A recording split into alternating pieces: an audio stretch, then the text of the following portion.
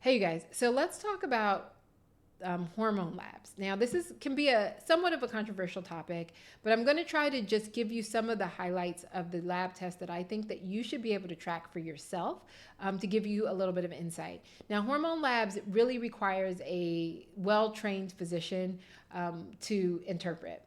But there are a couple of things I think you should be able to know for yourself. So let's just talk about them. So we'll start off with thyroid. Thyroid, I do think, needs to be evaluated by a doctor, but you want to make sure that your doctors get a comprehensive thyroid panel.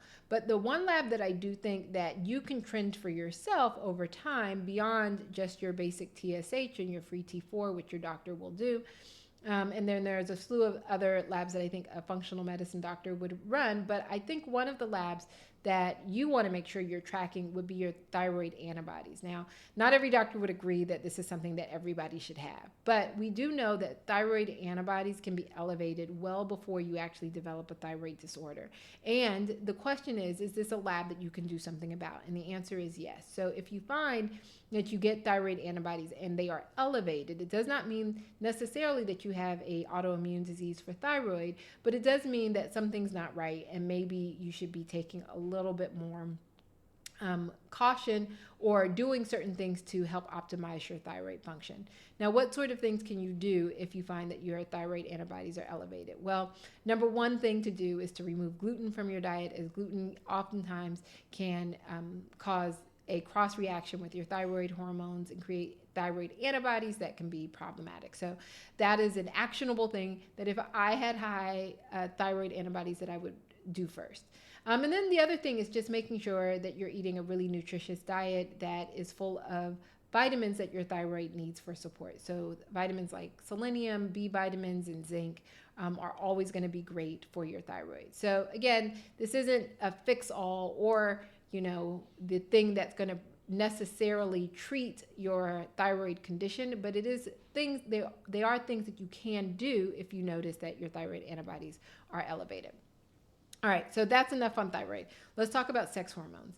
All right, again, sex hormones fluctuate from day to day, from month to month, and so it's really hard to interpret these unless you're working with a trained provider.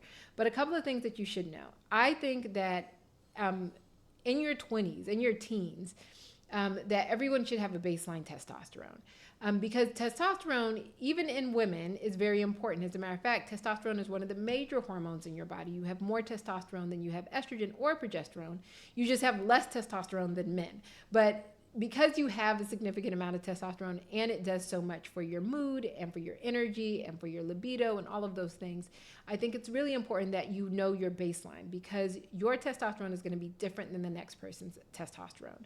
So if you know what your testosterone is in your 20s and then you run it again maybe 5 years later, and every 5 years you can actually trend to see what's happening to your testosterone. Now, there are a lot of lifestyle factors that can influence your testosterone, which means there's a lot of lifestyle things you can do to keep your testosterone up.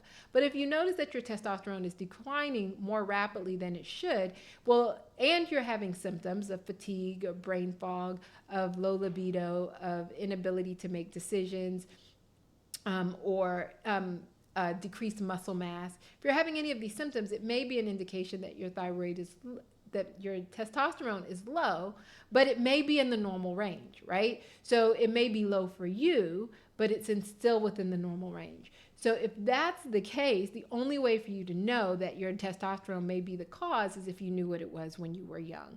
So everybody should have a baseline testosterone. Now let's talk about estrogen and progesterone. Estrogen and progesterone do fluctuate throughout the month if you're a menstruating woman.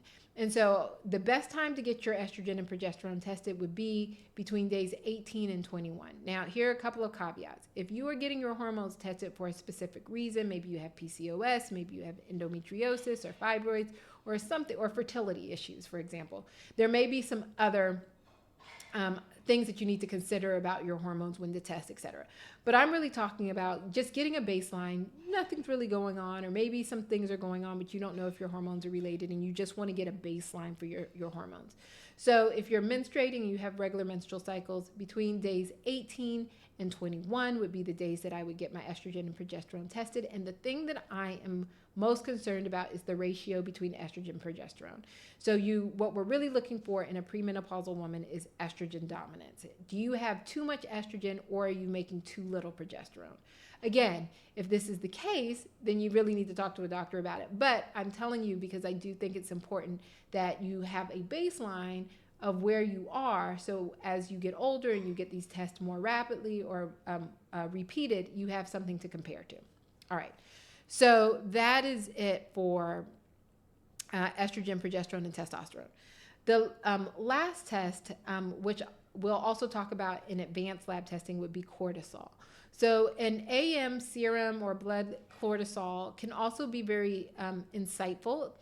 You will need what we call a salivary cortisol, a 4-point salivary cortisol or a 5-point salivary cortisol, which we'll talk about in the next video. But having a baseline cortisol level can never hurt. It's helpful to see where you are. It's a good sort of screening tool to just be able to look for.